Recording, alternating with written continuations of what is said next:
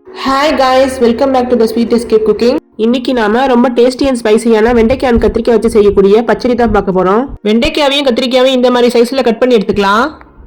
இந்த அளவு புளி எடுத்து நம்ம ஊற வச்சுக்கலாம். இப்போ நம்ம ஸ்டவ் ஆன் பண்ணி ஒரு பேன் வச்சு தாளிச்சு விட்டுடலாம். நாம இந்த பச்சடி செய்யும் போது நல்லெண்ணெய் ஊற்றி செய்யும் போது டேஸ்டே ரொம்ப நல்லா இருக்குங்க. ஒரு டீஸ்பூன் வெந்தயம் ஆட் பண்ணிக்கலாம், அரை டீஸ்பூன் கடுகு ஆட் பண்ணிக்கலாம். இப்போ 2 பல்லாரி வெங்காயம் ஸ்லைஸா கட் பண்ணி வச்சிருக்கேன், ஒரு 8 பல்லு பூண்டு வச்சிருக்கேன், 2 பச்சை மிளகா போட்டிருக்கேன். வெந்தயமும் கடுகும் பொரிஞ்சதுக்கு அப்புறம் பூண்டு ஆட் பண்ணிக்கலாம். பூண்டு நல்லா வதங்கினதுக்கு அப்புறம் நம்ம அரிஞ்சு வச்சிருக்க வெங்காயத்தை ஆட் பண்ணிக்கலாம். அதில் சோம்பு கொஞ்சம் போட்டுக்கலாம். நல்லா வதங்கணும் வெங்காயம். நாம இந்த பச்சடியில் வெந்தயமா பூண்டை ஆட் பண்ணி செய்யறதுனால ஃப்ளேவர் இன்னுமே உங்களுக்கு என்ஹான்ஸ் பண்ணி கொடுக்கும். ஸ்டவ்வை நம்ம மீடியம் ஃப்ளேமில் தான் வச்சு செய்யணும். இதில் நம்ம ஆட் பண்ணியிருக்க வெங்காயமும் பூண்டும் நல்லா வதங்கணும். வெங்காயம் நல்லா வதங்கிடுச்சு. இப்போ நல்லா வதங்கினதுக்கப்புறம் தக்காளி ஆட் பண்ணிக்கலாம். மீடியம் சைஸில் நல்லா பழுத்த தக்காளி 2 தக்காளி எடுத்திருக்கேன். நம்ம தக்காளி வதக்கும் போது அதிலே கொஞ்சம் உப்பு ஆட் பண்ணிக்கலாம். இந்த மாதிரி நம்ம உப்பு ஆட் பண்ணி செய்யும் போது ரொம்ப சீக்கிரம் வதங்கிடும். இப்போ ஒரு லிட்டை போட்டு மூடி வச்சுக்கலாம்.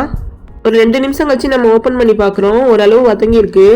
இதை நம்ம நல்லா வதக்கி விட்டுக்கலாம்.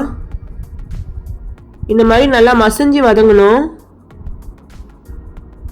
இந்த பச்சடி பிரியாணிக்குனா காம்பினேஷன் ரொம்பவே சூப்பராக இருக்குங்க. மறக்காமல் நீங்களும் செஞ்சு பாருங்க. இப்போ நம்ம இஞ்சி பூண்டு பேஸ்ட் ஆட் பண்ணிக்கலாம். 1 டீஸ்பூன் ஆட் பண்ணியிருக்கேன். இப்போ நாம் இந்த பச்சடிக்கு தேவையான ஸ்பைசஸ் ஆட் பண்ணிக்கலாம். மஞ்சள் தூள் 1/4 டீஸ்பூன் ஆட் பண்ணிக்கிறேன். மிளகாத்தூள் 2 டீஸ்பூன் ஆட் பண்ணிக்கிறேன்.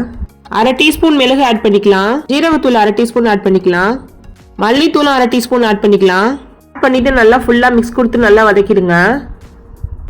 இந்த மாதிரி எண்ணெய் பிரிஞ்சு வந்ததுக்கப்புறம் அப்புறம் நம்ம கட் பண்ணி வச்சிருக்க கத்திரிக்காயும் வெண்டைக்காயும் எடுத்துக்கலாம். ஸ்டவ்வை சிம்மில் வச்சுட்டு ஆட் பண்ணிக்கோங்க. அதோட நம்ம உப்பு ஆட் பண்ணிக்கலாம். அப்புறம் நம்ம தேங்காய் பேஸ்ட் ஆட் பண்ணிக்கலாம். இதில் நம்ம முந்திரியும் கசகசாவும் ஆட் பண்ணியிருக்கோம். அப்புறம் நம்ம ஊற வச்சிருந்த புளி தண்ணியை கரைச்சி இதில் ஊற்றி விட்டுக்கலாம். இதை நம்ம ஃபுல்லாக வதக்கி விட்டுடலாம்.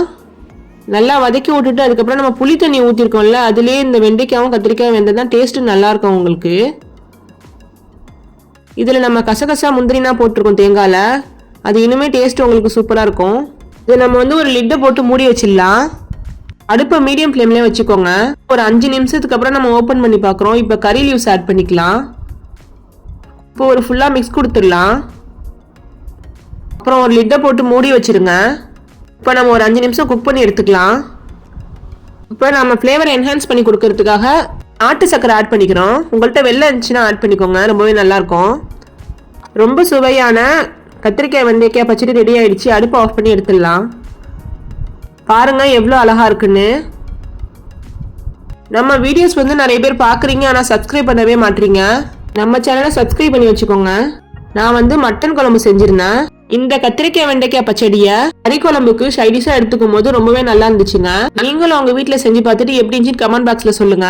உங்களுக்கு இந்த வீடியோ பிடிச்சிச்சுன்னா லைக் பண்ணுங்க, உங்க ஃப்ரெண்ட்ஸ் அண்ட் ஃபேமிலிக்கு ஷேர் பண்ணுங்க. மறக்காம நம்ம சேனலை சப்ஸ்கிரைப் பண்ணி வச்சுக்கோங்க. பெல் ஐகானை கிளிக் பண்ண மறந்துடாதீங்க. அப்பதான் நான் போஸ்ட் பண்ண வீடியோ நோட்டிபிகேஷன்ல வரும்.